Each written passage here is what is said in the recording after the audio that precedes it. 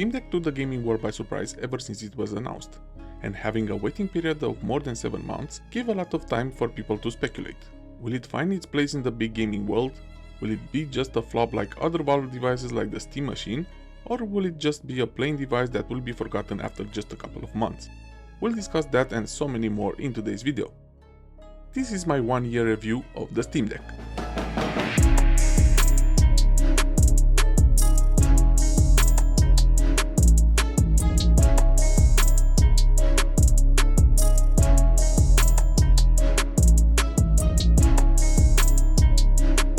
Day 1 of pre-ordering, I made sure I'll be there to place my order, so I'll get my Steam Deck as soon as possible.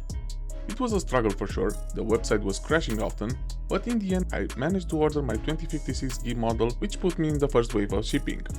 7 months later, my Steam Deck was in my hands and it had changed the gaming experience for me ever since. Look, I haven't had a gaming PC since 2010, I'm mostly a console gamer. My main devices at the time were a PS5 and a Nintendo Switch, so the Steam Deck was about to open a whole new world for me. I got my first real interaction with Steam. Having almost no games at the time, I had to put some money into it, but it was something I expected already. Having a handheld PC is something I always wanted. It's basically what I hoped the Nintendo Switch would be. I love the first-party Nintendo games like Mario and Zelda and so many others, but I also wanted more third-party titles. But even if that would have been the case, it would still not be a proper PC, so there was room for a device like Steam Deck. The start was overall good, but at launch the Steam Deck had some pretty noticeable bugs. I made a video at the time and you can find it right here, but the most noticeable ones were boot loops, sound distortion in games, crashes and random reboots, and a couple of others which you may or may not expect from a new device.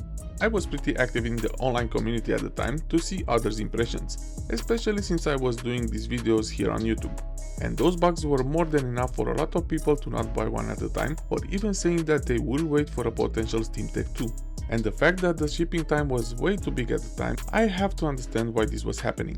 Having a Linux OS at the core is also something that most were afraid of back then. Not having any experience with it, knowing that gaming and Linux don't quite go hand in hand, you would think that the sales would be affected. But the hype around the Steam Deck was pretty big. The ones who knew they would get one at some point also knew that these bugs can be fixed. If there were any hardware issues, Valve was great with RMAs, and the fact that you can also install Windows on it were some pretty important steps from Valve which helped a lot with the sales. So I wouldn't say the beginning was rough, despite the things I've mentioned, and with so many improvements down the road, I would say that at this moment the Steam Deck is an amazing device and I really recommend getting one. At the moment, I don't have Windows installed directly on it. While handheld, my Steam Deck is using SteamOS and I'm pretty happy with it, and I know most will be too. I do use Windows as well and I'm really happy with how it runs, but we'll get to that in a moment. Now, the Steam Deck by default will only run games from the Steam library.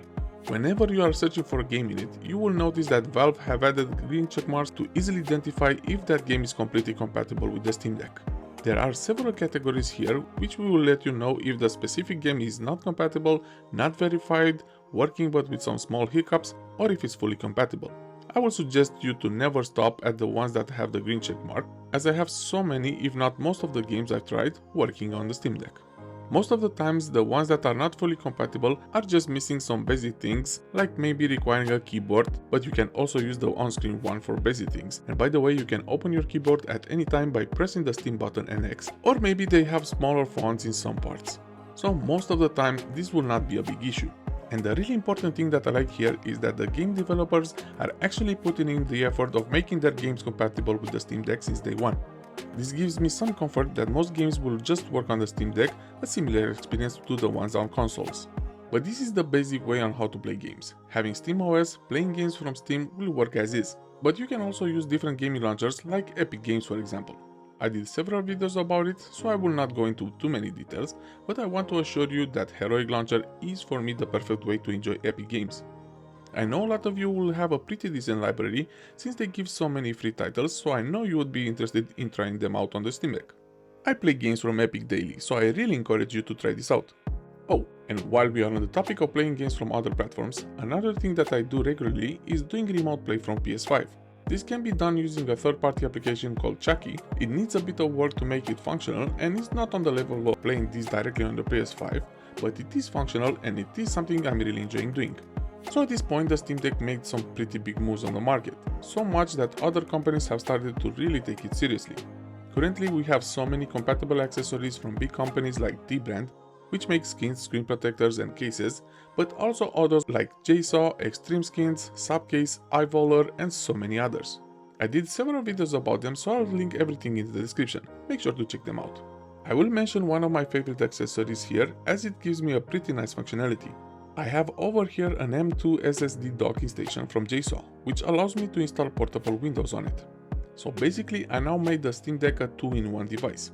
I have SteamOS while playing handheld and a fully fledged Windows PC while docked. I simply select the boot option I need and that's it. You can simply connect your Steam Deck to a monitor and you'll enjoy gaming on a big screen monitor or TV, even with SteamOS, but the Windows experience for me is different. I use this setup mostly for first-person shooter games, for which I prefer a mouse and keyboard, but I also use this setup for regular PC things like browsing, installing Windows-only applications, photo editing, watching movies, and other things that you can normally do on a Windows PC. This has got to be one of my favorite things about using a Steam Deck, and I really recommend you trying this out if you can. There is also the alternative of installing Windows directly on an internal SSD or even on an SD card, but I would rather prefer this setup over here. And speaking of internal SSD, I want to remind you that video games can be pretty big. My 256GB is not enough at all. Currently I'm using an Nexa 256GB SD card, but if that is still not enough, you always have the option of simply exchanging the internal SSD. Valve made this process very easy and you will not even lose the warranty if you do this. I haven't gotten to this yet, but I will be doing it at some point and I'll make sure to feature this in a video as well. So as I said already, the Steam Deck made some pretty big waves on the gaming market. So much so that now we have a lot more companies who join this game. We have some pretty cool and powerful devices now like the ones made from Ionia or GPD. On paper, these are even better devices to use, they have Windows by default so no limitations with other launchers, more powerful hardware, better screens, but these things also come at a very high price. So even though they are better than the Steam Deck, Valve device is a great value for money. And if you do want to buy a handheld PC gaming device, I truly think the Steam Deck is the one to get. I hope you enjoyed my 1-year impressions of the Steam Deck. I know for sure I could have made this video a lot longer as I have a lot to say about it, but I will end it here for now. I will be doing a lot more videos about the Steam Deck, so please consider subscribing if you think this was worth it. And the like of this video is highly appreciated. Before you go, make sure to check out this video over here where I talk about the 3 main handhelds I use. That's it for now. This is the Tech Unravel and I will catch you in the next video.